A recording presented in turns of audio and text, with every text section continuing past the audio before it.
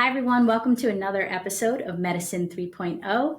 I'm your host, Dr. Catherine Isaac, Medical Director here at Bionic Health. And today I'm really excited to bring a guest who's going to be speaking on a very important topic, the topic of adult eating disorders. And we have with us Dr. Rebecca Berens. She is a board-certified family medicine physician and an international board-certified lactation consultant who actually also happens to have expertise on adult eating disorders.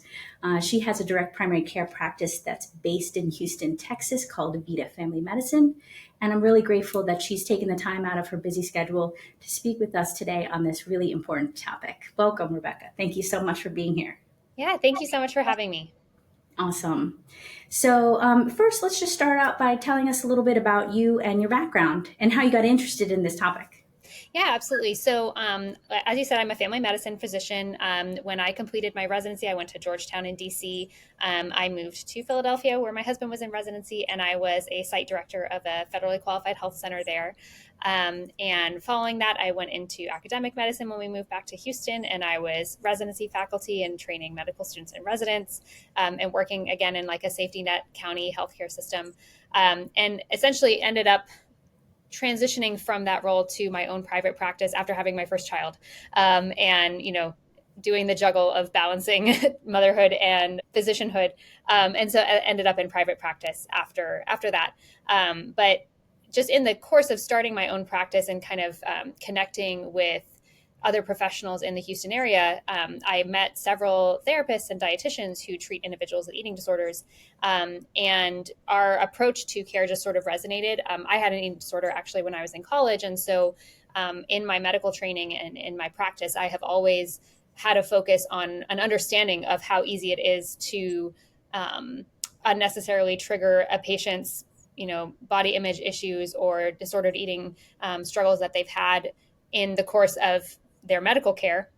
And so I've always been sort of sensitive to that and practice it from a weight inclusive, health at every size approach.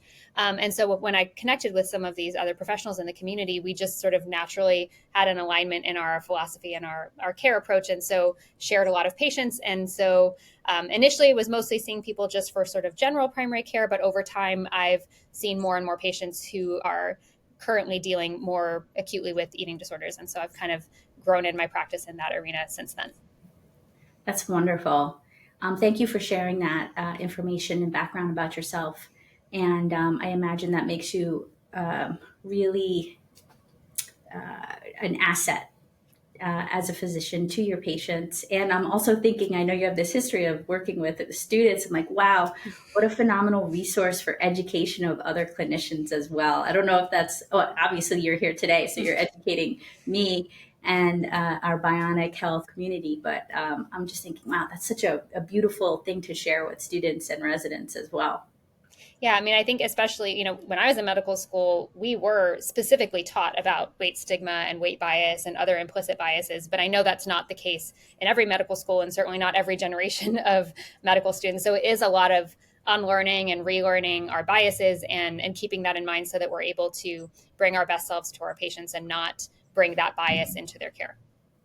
Absolutely. I think that's wonderful. And one thing we mentioned, or I mentioned to you before we started our conversation, was I was wondering about the difference between disordered eating and eating disorder, because that is just not language that was taught to us during my medical training.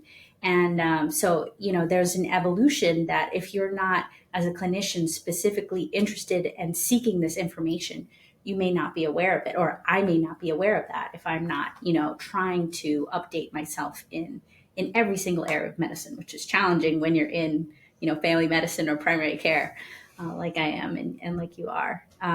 So yes, that resonates a lot with me. Thinking about there's a lot of limitations that I have, given that my training was, 20 years ago or however many years ago now. So there's only so much that was shared at that time, and we've learned a lot since then. Absolutely. And I think, to your point, the concept of disordered eating being a problem is not really ever discussed. And I think there this sort of stereotype that you hear of like, okay, this is what a person with anorexia looks like. This is what a person with bulimia looks like. This is what a person with binge eating disorder looks like. And I mean, I remember even the slide in medical school from the one lecture we ever had about eating disorders buried Right. in like another psychiatric lecture, right? And it's Right. like, oh, people with anorexia are thin. People with bulimia are normal weight. People with binge eating disorder are overweight. And it's just these absolute stereotypes that do not fully encapsulate um, the symptoms and the experience that people with these conditions have, and makes it really easy as a clinician who is, not someone who sees this all the time or is aware of it, because you do see it all the time. I will say that you are seeing it whether you realize it or not, but you may not be aware of it, because you're not aware of the signs to look for, and you're just sort of looking for that picture that was in the textbook of what that person looks like. Right. And You're so, yeah, picking there is a the more severe advances in the illness when it's become a really significant problem and not getting it at the point of more prevention. Absolutely. Yeah. And even still, like, I mean, someone can be very severely ill with anorexia, for example, and Mhm. not be underweight. And I think this is one of the biggest things that patients who are struggling experience is this sort of like, in their mind, their own brain is minimizing the severity of their condition, but everyone around them is contributing to that by saying like, oh, you're not that sick, because if you were, your BMI would be XYZ, you would XYZ thing would be happening. Meantime, while they're really, really struggling, and it's just minimized, because really only 6% of people with severe anorexia are actually clinically underweight. And so Right. when you look at that, it's very you're missing a lot of cases when you're expecting to see a certain BMI or a certain weight, and you're not seeing Absolutely. that, you're missing the case. Well, this is great. So let's actually take a step back and just talk about the basic definitions of eating disorders. And you can talk a little bit about disordered eating, as I had mentioned. And then, yeah, we can talk about some of the classic symptoms and signs of each of those things. Yeah. So I'll talk about sort of like the big four eating disorders, which I think most people aren't even aware of the big four, but the big four that you see. And then there's a fifth, OSFED, with other specified feeding and eating disorder, which is a catch-all for ones that don't quite fit the clinical criteria that are required for the other diagnoses. And then there are some other disorders as well that are less common that I'm not going to get into just for sake of time.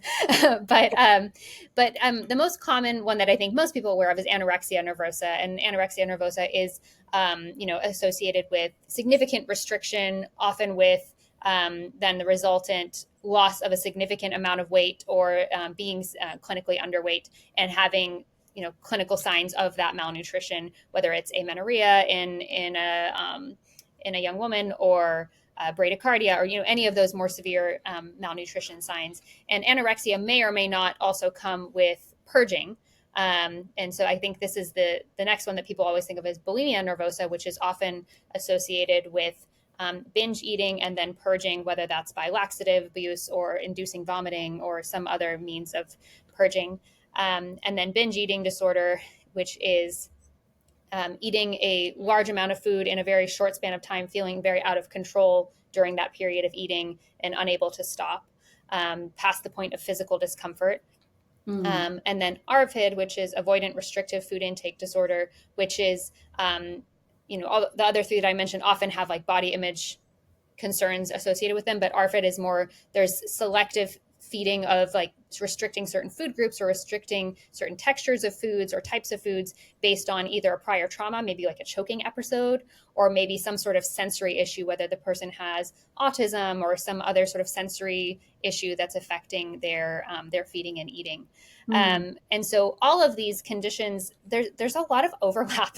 And I think, the DSM-5 has like very strict criteria for lumping them into one versus the other. But I think when you ask the difference between disordered eating and an eating disorder, to be diagnosed with an eating disorder by the DSM-5, this is true of any psychiatric condition, there has to be significant impairment in the person's social or physical functioning. Like there's medical complications of that eating pattern, or there's significant social disruption from that.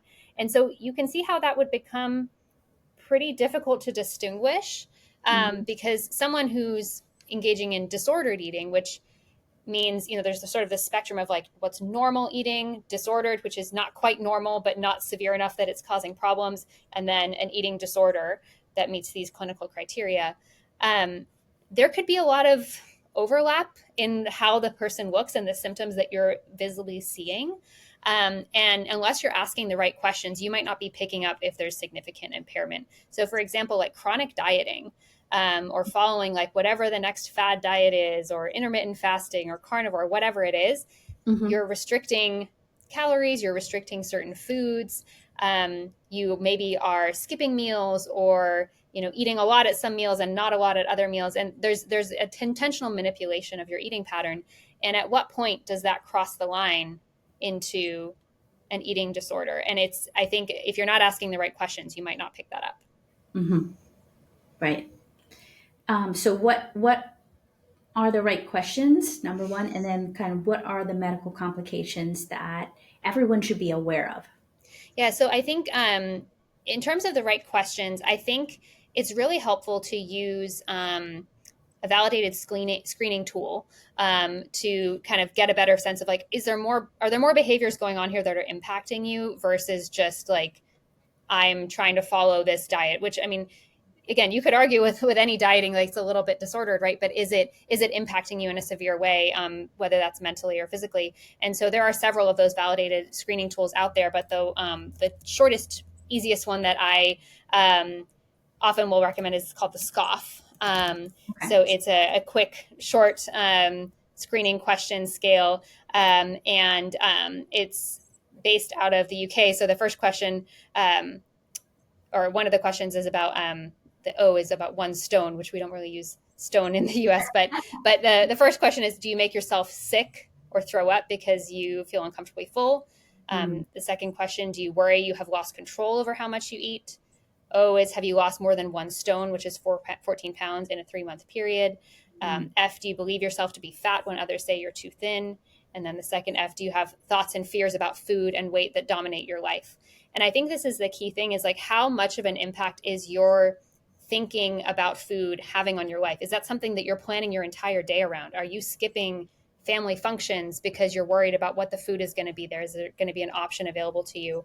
Are you, not eating at cake at someone's wedding because you're worried about the calorie content or whatever it is about the cake? There's a lot of social things you can miss out of because of how much of a impact that food decision has on your life. Mm-hmm. And I think some of that has become very normalized, of like, Mm. if you're, following a healthy lifestyle, you should be doing things a certain way. You shouldn't be eating certain things. And it's become very normalized to have this sort of rigidity around food. And often even like moralized, right? This is the good moral thing to do, to be taking care of your health. And so it can cross some lines there. So I think those are helpful sort of screening questions for a clinician. But then in terms of medical complications, like you mentioned, obviously, in the very severe cases of malnutrition, we see things like loss of menstrual period or low hormone levels in men and women with eating disorders. And that can include sex hormones, but also thyroid hormone. You see, as a result, low bone density or osteopenia, osteoporosis. Some of the very common ones that we see are GI side effects. So, feeling full after a small amount of food, early satiety, constipation, difficulty having bowel movements, bloating. All of those are very common symptoms that people with disordered eating and eating disorders will experience, just because of that irregularity of intake. And then the gut's natural response to low intake is to slow down to conserve energy. Right. And so then you can get this constipation cycle that happens. In terms of vital signs, in very severe cases of malnutrition, you might see bradycardia, or slow heart rate, because again, for energy conservation purposes, the body's slowing everything down, and so you'll see slowing of the heart rate. You may see difficulty with managing blood pressure. So something that people often experience is that dizziness when they stand up, because your body has trouble making that adjustment from lying to standing, and that Mm. blood pressure might drop when you stand, and your heart rate might skyrocket as a way of trying to compensate for that. So that orthostatic kind of dizziness. Um, and then just for other energy conservation type things, like in very severe cases, again, you might see difficulty regulating body temperature, low temperature, the growth of lanugo, which is a fine hair on the surface of the skin for retaining heat. So all of these symptoms are related to energy conservation. But as you can imagine, there's a lot of other medical conditions that can cause them too.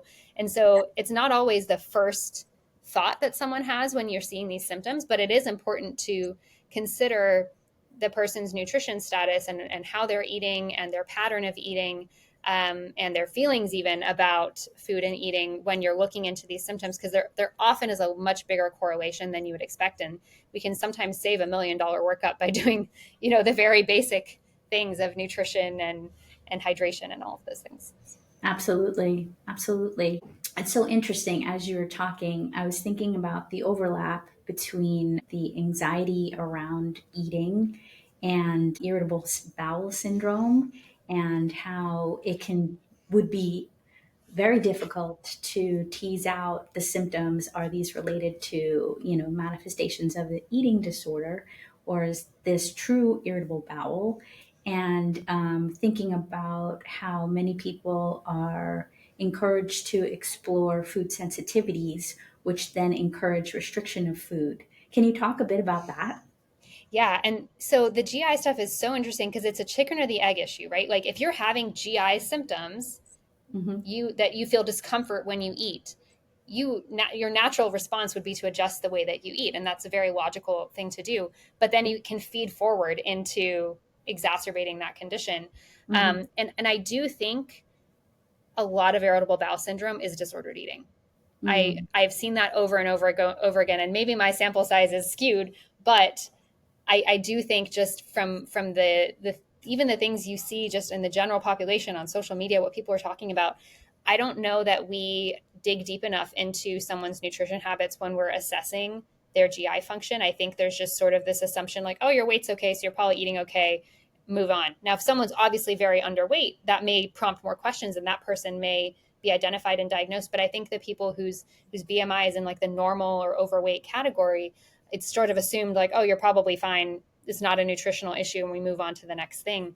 But that again, that pattern of eating and the types of eating, and then are there purging behaviors going on that are not, those are not things people are necessarily going to volunteer. There's a lot of shame and stigma around that. And again, if you're not asking specifically those questions, you might miss it. But I do think that there likely is a lot of overlap in irritable bowel syndrome and disordered eating in general. And it's, again, it is a chicken or the egg thing, but it's important to tease that out, because if you don't address the nutrition part, you're never going to get the GI part fixed. Yeah. And it's so interesting how, as you described, there is this implicit sense of like reward and value associated with all of these things. Like there's a reward if you can be eating healthfully, and there's a reward if you're exercising appropriately to a certain degree. And if you're not able to do that, there's shame associated. Or if you're losing control in one way or the other, there's shame associated with that. I feel like just makes it that much more challenging. Absolutely. And I think, certainly for a person to volunteer those behaviors that they're struggling with, Hmm. it's going to be really difficult for them to feel safe to do so. But Right. then we also sort of societally, as you said, we reward and encourage these behaviors because they're, I mean, you see that if you're on social media for 5 seconds, you're going to see, what did I eat in a day to be this weight, or to lose weight, or to do whatever. And these messages are getting targeted directly at people's eyeballs constantly all day. So even Right. if you weren't thinking about your food before, you certainly are now, without even trying. And it's of Absolutely. course only gotten worse with time, but it is very moralized of like, you I had a cheat day, or I had a um, I was bad today because I ate XYZ thing. There is just so much emotion and value moralism charged with certain types of eating behaviors and foods and exercise, and it's very difficult to tease out. Hmm. Definitely. And one of the things we had started to talk about a little bit before our recorded conversation was just like the prevalence of eating disorders. Can you give us a little bit of an idea of how many of us in the population are affected by eating disorders? Yeah, absolutely. So it's a lot higher than people think. And so I'm pulling these statistics from the National Alliance for Eating Disorders just for transparency. But for Mhm. anorexia nervosa, there's a prevalence of about 4% among females and 0.3% among males, which I suspect is low, Mhm. because males are often underdiagnosed again because of that stereotype of what a person with anorexia looks like. For Mhm. bulimia nervosa, it's estimated 3% of females and over 1% of males over their lifetime, and again, maybe low. And for binge eating disorder, this is actually the most prevalent at 3.5% of women and 2% of men. And it affects 30 to 40% of those seeking weight loss treatment. And so, that is again there's sort of this like reward for like, oh, you're doing the right thing for your health by looking for weight loss, but we're actually just feeding into the eating disorder by not addressing this underlying disorder that's contributed to, maybe if you've experienced some weight gain, why don't we address that underlying eating disorder instead of just suppressing it by focusing on the weight? And I'm glad you mentioned binge eating disorder because just as a clinician, this has been something that I've always felt challenged by in terms of looking at the definition because it's like, are you eating, a lot more than you're supposed to be eating? And I feel like just culturally and societally, portion sizes are so large and I feel like that was always kind of gray area when I was asking about that. Can you speak on that a little bit? Yeah, and it is tricky because it's like, what is a normal amount? Like, what should Yeah. we be eating? That varies person to person, right? Like an adolescent who plays three sports and is going through puberty has to eat a Hmm. lot of food to be able to maintain their caloric intake adequately, right? Versus maybe like a more sedentary adult has different calorie needs. And even day to day, our needs are different. So, what you ate yesterday versus today, your needs could be different. So your hunger may be different because your needs were different. And that doesn't mean that you overate today because you ate more than yesterday, right? So it is tricky. I think the key thing here is the loss of control, that feeling of loss of control. Hmm. Um, some people will report to me like, I don't even remember doing it. I'm finding empty packages, or like I completely black out while it's happening. I'm not even aware what's happening. And so I think it's that loss of control piece that's Hmm. really important. But the other thing that I think is really tricky and also often gets missed is there is this binge restrict cycle that happens. So if Hmm. someone say, if you're a part of that 30 40% 30 to 40% of people seeking weight loss treatment, right, and you want to lose weight, so you restrict your intake, say you drastically cut your calories because someone on TikTok told you to do that. Hmm. Now you're starving, you're hungry. And so then you eat a lot at night because you've been restricting yourself all day when you really needed those calories to be able to function. Well, was that binge a result of binge eating disorder, or was it a result of a restrictive eating disorder that now your body is like biologically forcing you to compensate for? And so I think even the categorization of eating disorders, it's not clear cut. And I think when you're seeing an individual patient, it almost doesn't matter Yeah. which eating Yeah. disorder they have, Hmm. because that symptomatology can also change over time. But I think what matters is there's psychological things going on that are affecting this person's relationship with food and their body, Hmm. and that's important to address. And this person has whatever health conditions they have, and that's important to address. And we need to make sure they're meeting their nutritional needs and that we are addressing whatever psychological issues are underlying that are contributing to that as well, and Hmm. any environmental factors as well. Because I think the other thing is that people don't realize there's a very strong genetic component to eating disorders. Oh, it's it interesting. is it is there's a genetic predisposition, there's environmental factors that contribute, and then there's biological factors that contribute, and there's some trigger that happens to a person that flips the switch generally, and it happens. Mm. And so it's a lot of different pieces that you're going to be addressing. It's not all one thing. Hmm. But again, it doesn't really matter which of these things we're dealing with as long as we're addressing all of those person's needs. The label is the label for coding purposes. It's more Right. important to just address what that patient needs. Right. And can you speak on like comorbid psychiatric diagnoses like anxiety and depression and addiction and how that might play into eating disorders as well? Yeah, so absolutely. So as I said, there are a variety of factors that are contributing, and those are genetic, those are environmental, biological. And so obviously there's people who are biologically and genetically more predisposed to a given health condition. And so if you're a generally more anxious person or a generally more depressed person based on your predispositions, that comorbidity is going to affect your sense of self, the way that you show up in the world, the way that things that happen to you affect you, and then your behaviors.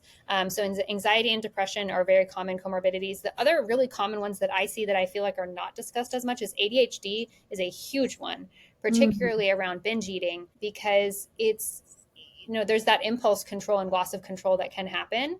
yeah. And also eating as stimulation. And I think a lot of people with ADHD have described this feeling to me of like that thing that people describe as comfort eating or emotional eating. If you have ADHD, it may actually be stimulation that you're Mm, seeking. And so that's a really common comorbidity. And again, just the inability to control that is more difficult if you have ADHD. wow. Um, I and love then that you another common one, sorry, go mentioned. ahead.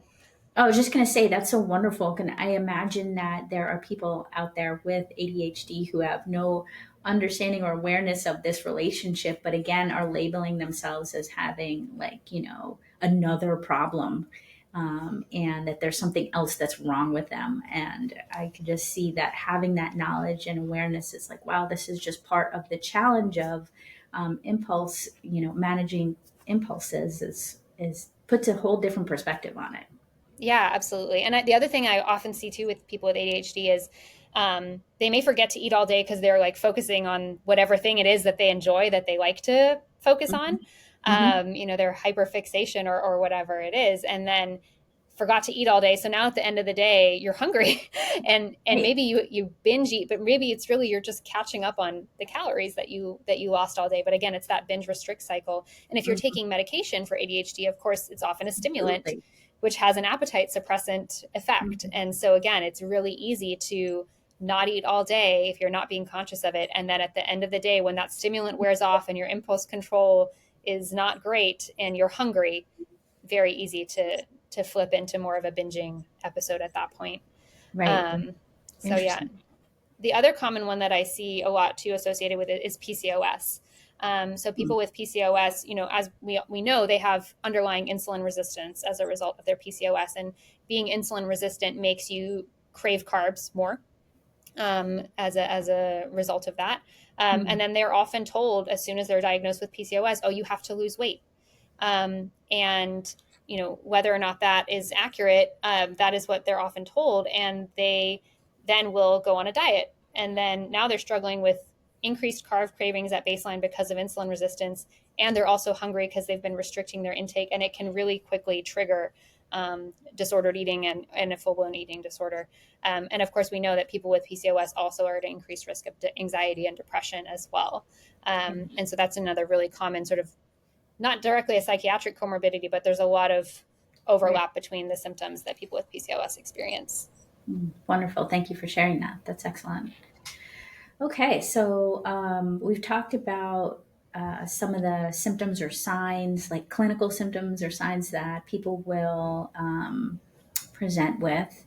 Can we talk a little bit about the complications? And I think you had started to mention this as well, but like things that we can expect in terms of bone health and muscle, et cetera. Yeah, absolutely. So osteopenia and osteoporosis, these are really common side effects of chronic restriction. And particularly, we think of adolescents going through eating disorders. That's a common period of life where that might start. That's an important period of building up bone density.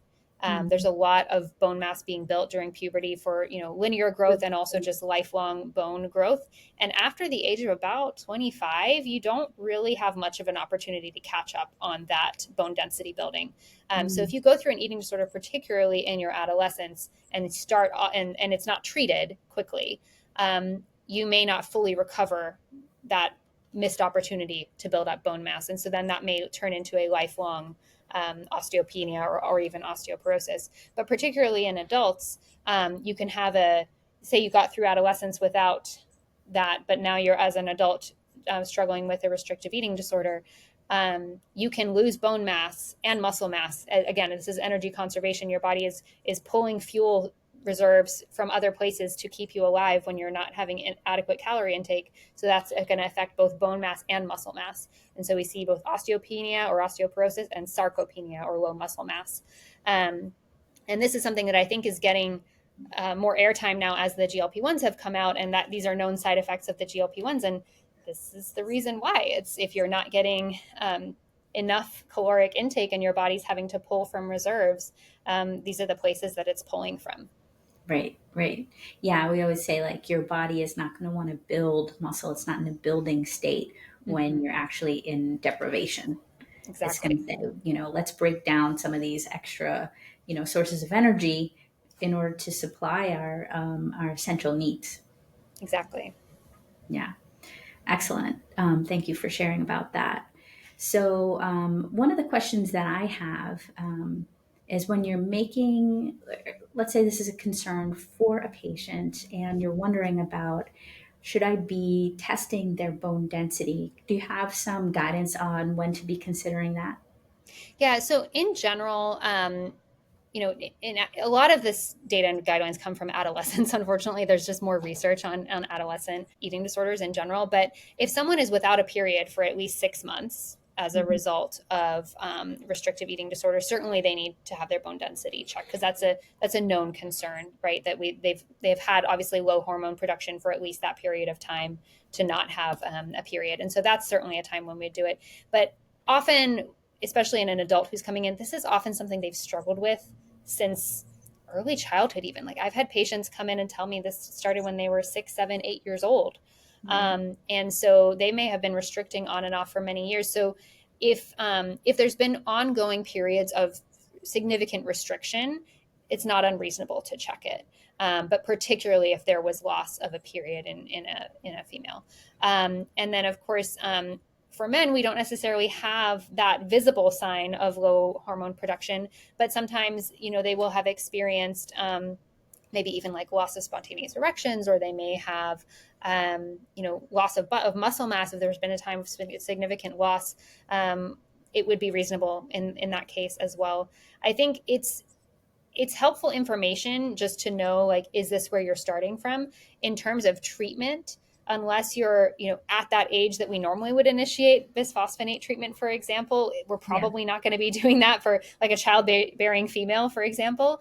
Right. Um, but it's helpful information to know what your risk is, and I think it's a helpful symptom and clear sign for the patient to be aware, like, hey, there's this actual Right. physical measurable data that's proving that this is a problem, Yes. and that's often a good motivator to them to nutritionally rehabilitate. Mhm. But it is important that it's done correctly so that you're not given falsely reassuring information, and particularly like in younger adolescents, for example, not just any place knows how to do a DEXA on an adolescent versus an adult, and so you want to Oh, make sure it's being done correctly so you're not getting inaccurate information. right. Yeah, actually, I'm glad you mentioned that. So, at our company, Bionic Health, what we actually encourage is body composition DEXA scans, which is can be confusing for our patients because a DEXA scan, same type of radiologic study that you use when you're trying to diagnose osteopenia or osteoporosis, but it's not the same protocol, and the results are not presented in the exact same way. So but I have found it useful when I'm seeing patients who have low muscle mass or lower than I would expect bone mass to say, let's explore this further and even to do more of the formal bone density DEXA scan. Yeah. Can you talk on that a little bit? Yeah, no, absolutely. I mean, the body composition scans, I have very mixed feelings about them for a lot of reasons. I've Mhm. seen quite a few patients have um, a lot of difficulty with, maybe they are in recovery from their eating disorder, and then they see these results and they feel very upset about the results that they're seeing, and it can re-trigger disordered eating behaviors if their results are not as perfect as they thought they should be. Mhm. And so I have mixed feelings about them in general, but I will say, like, certainly that would not be the study I would recommend to fully evaluate if someone actually has osteopenia or osteoporosis related to restriction. But if you're seeing it on there, that's obviously a concern, Yeah, and should have a more formal evaluation. And also, there's other things that cause osteopenia and osteoporosis too, other endocrine conditions. absolutely. So we need Absolutely. to evaluate fully the full picture and not just assume that it's from the restrictive eating disorder. We want to look at and make sure we're not missing something else. Absolutely. But it 100%. is important to address for sure. Hmm. Yeah, I think it is interesting. You're hearing more, or we are hearing more in the media about like the importance of muscle and muscle building. And so I would say just clinically, I'm surprised. And also personally, I had my first body composition DEXA scan about a year ago and was surprised about how little muscle I had. I mean, I knew I had been what I called like my own debilitated state from working long hours, sitting at a computer, working however many hours a day and not prioritizing strength training at all. So I think it has value in really discovering some of those areas because also I think for women in particular, it's the ideal is to be thin. It's not necessarily to be muscular. So that is not necessarily a priority for people. But I think that there's value in picking up this lower muscle so you can educate someone and say, hey, actually, this is a priority. You really need to take the time and invest, your time, energy, et cetera, into building muscle, which will also be helpful for bone. So I think that it can be helpful from that perspective as well. Yeah, yeah. I think it with these things, it all depends on having the right support behind you to interpret the results and True, true, to provide absolutely. you appropriate guidance, right? Because you can get these done all sorts of places with maybe or maybe not any professional interpretation or involvement. You might get a printout and send out the door, and then you go Absolutely. research for yourself online, right? And so I think it is really important to have that individualized context of like, for my health, what do I need to do? But I think just in general, there's sort of this um, move now towards more and more and more information so that we can be better informed. And I do think there's a line somewhere of like too much information, information overload. Yeah. And a lot of people who struggle with eating disorders have the sort of perfectionistic tendencies as part of their personality. Hmm. Um, and so if you don't fit in the like perfect range for all of the things that you see, it can be really triggering. And I think there's sort of this move to optimize everything and get everything into the ideal range. And I think what gets lost sometimes is that, there's genetic variation, as humans, we're not all the same. We're not supposed to all look the same or be the same size or same shape. And there's going to be variability, and someone has to be at both ends of the curve, right? No one, if Right. everyone was in the middle, there wouldn't be a curve, but there's a Right. curve. So someone's got to be at one end, someone's got to be at the other end. And um, you're not supposed to all be in the middle. It's not a grade, and I think that's a really important thing to be mindful of too when you are getting this testing done. Is yes, the information has some value, but also like there's those basics that we all know we need to do. We all need to get enough sleep. We all need to eat enough. We all need to drink enough water. We all need to move. Like all of these Right. things are important, and it's not hyper focusing on like optimizing, but just like, are we doing the basics? Let's do that first before we try to 100%. optimize. 100%.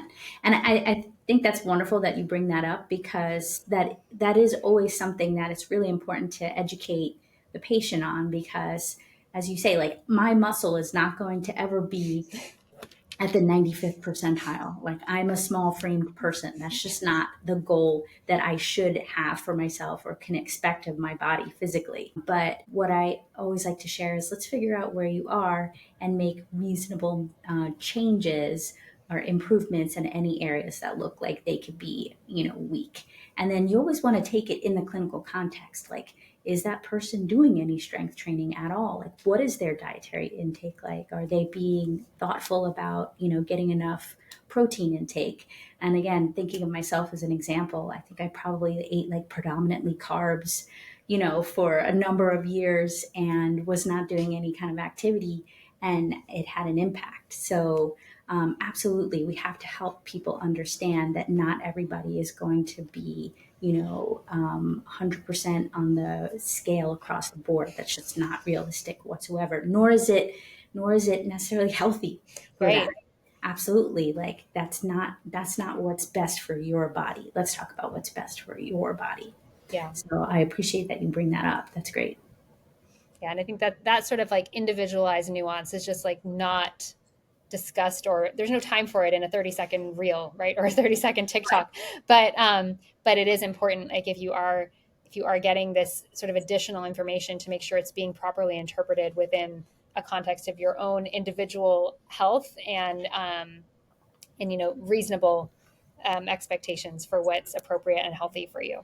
Yes, yes. So you mentioned a couple of times about how some information can be triggering for folks, especially if they have a history of eating disorder and maybe they haven't shared that history with their clinician.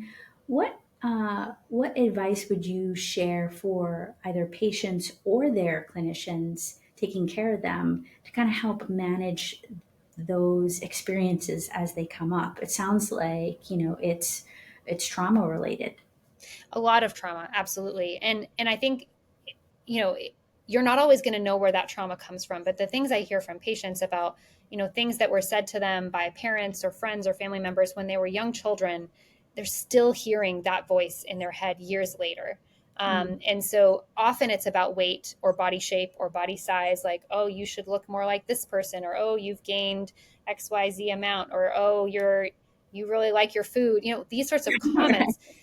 And unfortunately, sometimes they hear them from physicians. Mm, And I think from a physician or clinician perspective, I mean, it is completely inappropriate to be making those sorts of comments with patients. I think we need to be objective about the information that we're sharing. And I think from my approach, like I said, I'm weight inclusive. I'm not looking at anyone's weight and telling them you need to lose X amount of weight or your weight should be this, because I don't know. Truthfully, I don't know. If you're an adult, I have not seen your pediatric growth charts. I do not know what your baseline growth curve was on. So I don't know what your weight should be just based on your height. I mean, we know that the BMI, for example, is a very flawed measurement to apply on an individual level. But yet that's what we do in every office, is like, right, your BMI is this, it's too high, lose some weight. That's mhm. happening to patients all the time. And so I think it's to start from a place of, we're not going to be talking about weight. We're going to be talking about health behaviors. So what are your health behaviors? What is your sleep like? What is your stress like? What is your lifestyle like? Are you a single mom with 3 kids and working a job and shuttling everyone around and no time for yourself? Those are things that are societal problems that we cannot pass judgment on or fix in an office visit. But it's important to know where your patient's coming from, Mhm. and to make recommendations that are appropriate for what's reasonable and possible for them. And so I think it's, not making it about weight, but making it about health, and making those sort of gradual, sustainable changes to improve health.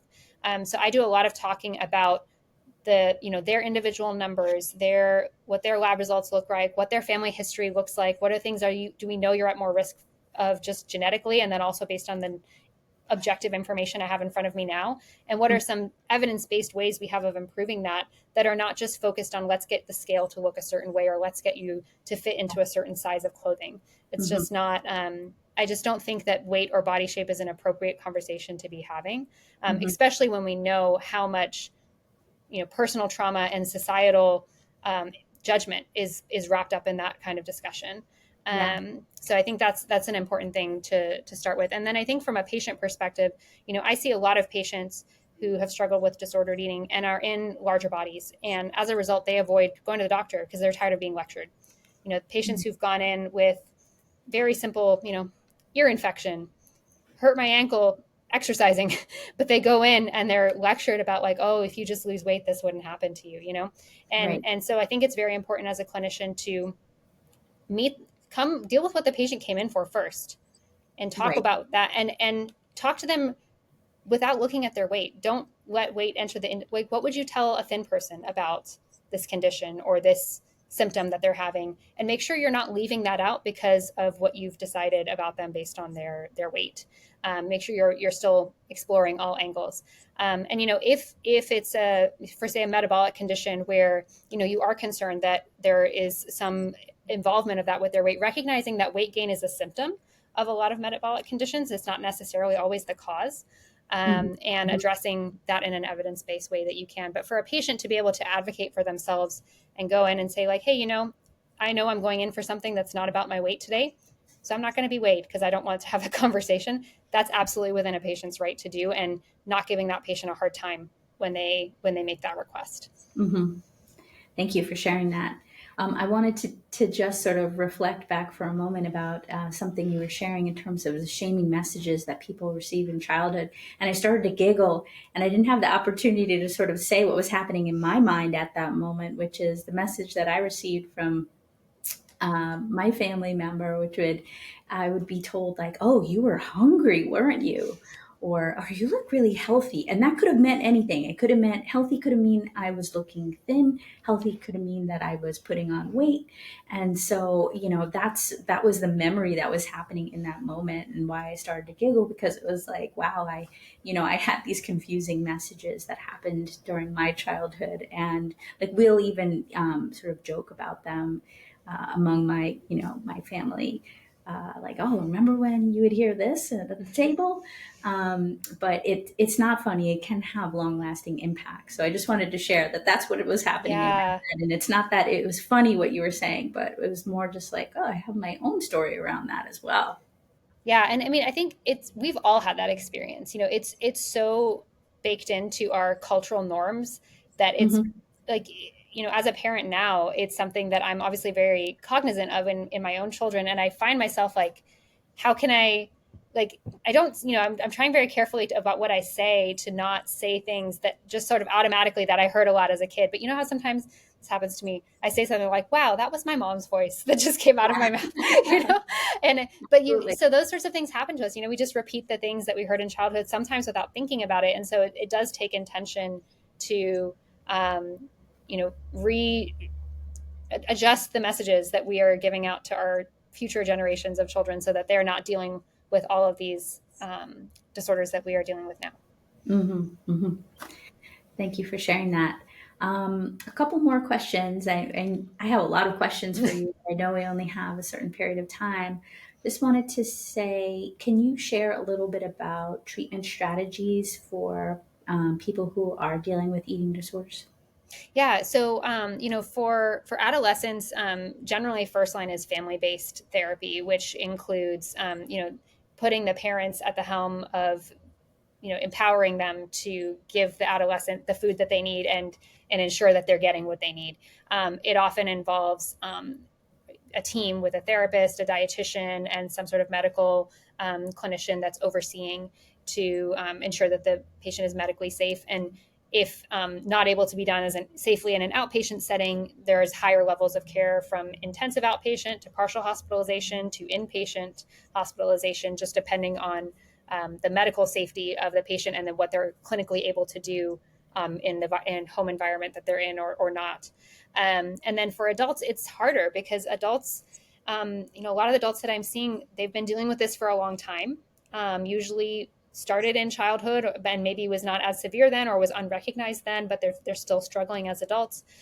Or it's something that they struggled with as a child or an adolescent, improved, but then some new life change has happened, you know, a pregnancy, Right. childbirth, perimenopause, all these times in our lives when our bodies change and there's different stressors in our lives that can, you know, re-trigger some of those sorts of things. And so it's harder because the support system is not always the same as it is for a child.